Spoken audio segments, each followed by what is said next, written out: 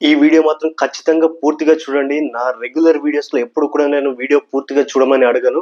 But ఈ వీడియోకి మాత్రం పూర్తిగా చూసి మీ ఒపీనియన్ కామెంట్ చేయండి. So let's begin. థంబ్‌నెయిల్ చూసే ఉంటారు. ఈ రీసెంట్ కాంట్రోవర్సీ మీకు తెలిసే ఉంటుంది. యాంకర్ శివజ్యోతిని తిరుమల తిరుపతి దేవస్థానం అంటే టీటీడీ వాళ్ళు బ్యాన్ చేశారు. ఇంకెప్పుడు ఆవిడ తిరుమల కొండపై ఉన్న వెంకటేశ్వర స్వామిని దర్శించుకోలేరు అన్లెస్ ఆ బ్యాన్ తొలగిస్తే తప్ప. నేను యాక్చువల్లీ 2 డేస్ నుంచి ఆలోచిస్తున్నాను ఈ టాపిక్ పై రియాక్ట్ అవ్వాలా, దీనిపై ఒక వీడియో చేయాలా వద్దా, నా ఒపీనియన్ ఏంటి అని. బట్ యాక్చువల్లీ నేను ఆల్రెడీ వేరే వీడియో మన రియల్ స్టోరీస్ మీకు తెలిసే ఉంది. నేను రియల్ స్టోరీస్ చేస్తుంటాను. అందులో భాగంగా ఒక ప్రిజన్ ఎస్కేప్ గురించి, ఒక సినిమాటిక్ ఎస్కేప్, అది చాలా బాగుంటుంది స్టోరీ. దాని గురించి స్క్రిప్ట్ వర్క్ కూడా అంతా రెడీ అయిపోయింది. బట్ అప్పటికే నేను ఈ న్యూస్ చూశాను. సో నాకు అనిపించింది లేదు దీని మీద మనం రియాక్ట్ అవ్వాలి అని అనిపించింది. సో ఇలాంటి టాపిక్స్ పై నేను రియాక్ట్ అవ్వడం మీకు ఎలా అనిపిస్తుంది? రియాక్ట్ అవ్వడం అవసరమా లేదా? మీ ఒపీనియన్ ఏంటి? ఖచ్చితంగా వీడియో పూర్తిగా చూసి కమెంట్ చేయండి. యాంకర్ శివజ్యోతి ఒక పని చేశారు. ఆ పని కారణంగా టీటీడీ ఆవిడని బ్యాన్ చేశారు. అంటే ఆవిడ ఆధార్ కార్డ్ ని బ్లాక్ లిస్ట్ చేశారు. దాదాపు 1 మంత్ బ్యాక్ ఆవిడ ఒక వ్లాగ్ అప్లోడ్ చేశారు ఆవిడ యూట్యూబ్ ఛానల్లో.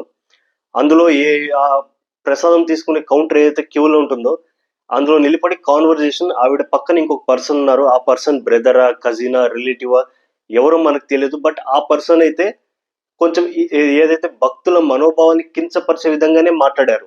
లైక్ లైఫ్ లో ఫస్ట్ టైం అడుక్కుంటున్నాను అని, అంటే ప్రసాదాన్ని అడుక్కుంటున్నాము అని. అండ్ దానికి కంటిన్యూయేషన్ గా శివజ్యోతి గారు రిచ్ బిచ్చగాళ్ళం అంటే రిచ్ బెగ్గర్స్ అని ఆవిడే చెప్పుకున్నారు. యాక్చువల్లీ ఆ పార్ట్ మొత్తం ఆ యూట్యూబ్ ఛానల్లో లేదు, ఇప్పుడు ట్రిమ్ చేసేసారు.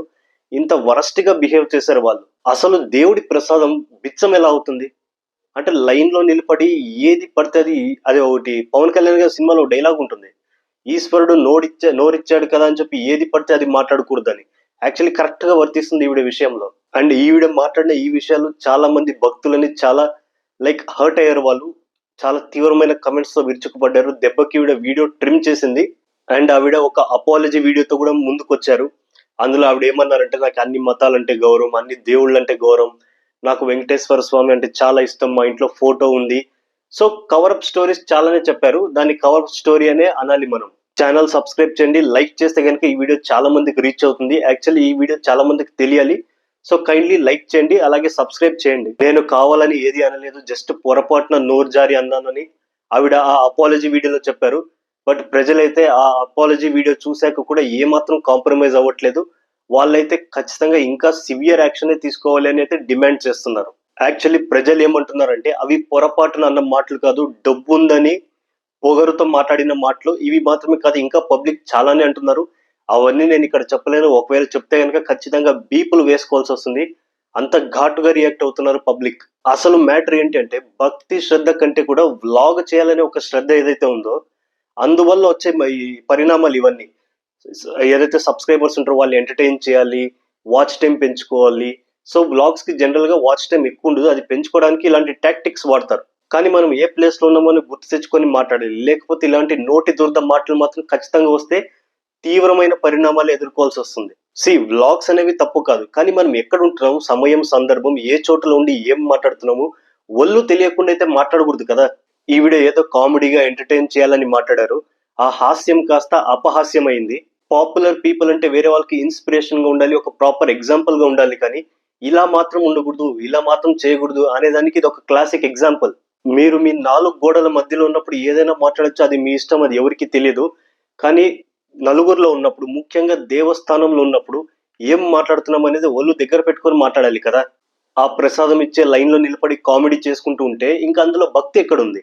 ఇదే ప్రశ్నిస్తున్నారు ప్రజలు. శివజ్యోతి గారు, మీరు యాంకర్ కదా. యాంకర్స్ కి జనరల్లీ ఏ షోలో అయినా కూడా స్క్రిప్ట్ ఉంటుంది, ఏం మాట్లాడాలి ఏదైనా ఫార్మెట్.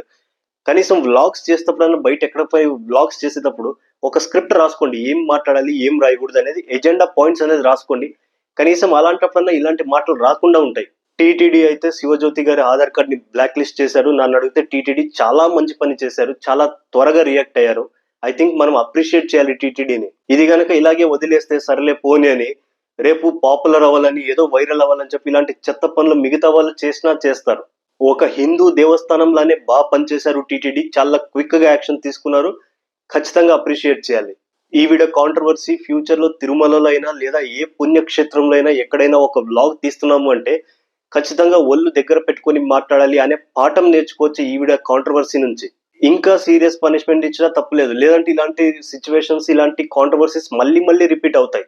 కొంతమంది వ్లాగర్స్ కి మాత్రమే నా మాట, అందరికీ కాదు, కొంతమందికి మాత్రమే. మీకు నోటి దురద ఉంటే గనక అది మీ ఇంట్లో చూపించుకోండి, పబ్లిక్ ప్లేస్ లో ఆర్ ఒక దేవస్థానంలో అయితే కాదు. ఇంతకు మీ ఒపీనియన్ ఏంటి? ఆవిడని బ్లాక్ లిస్ట్ చేయడం కరెక్ట్ అంటారా, లేదా రాంగ్ అంటారా, లేదా వేరే పనిష్మెంట్ ఏమైనా ఉండాలంటారా? కంప్లీట్ గా ఈ ఒక సినారియో పై నేను మీకు ఎక్స్ప్లెయిన్ చేశాను. వాళ్ళ వీడియోలో ఏం మాట్లాడారు, తర్వాత ఏం యాక్షన్ టీటీడీ తీసుకున్నారు, ఆవిడ వీడియో చేసి ఎలా అపాలజీ చెప్పిందని. మీ ఒపీనియన్ ఏంటి? ఆ బ్లాక్ లిస్ట్ చేయడం కరెక్టా, లేదా రాంగ్, లేదా వేరే ఇంకేదైనా పనిష్మెంట్ ఉండాలా? మీ ఒపీనియన్ ఏంటి? కమెంట్ చేయండి. అలాగే మర్చిపోకండి ఛానల్ సబ్స్క్రైబ్ చేయండి, లైక్ చేయండి. Thank you.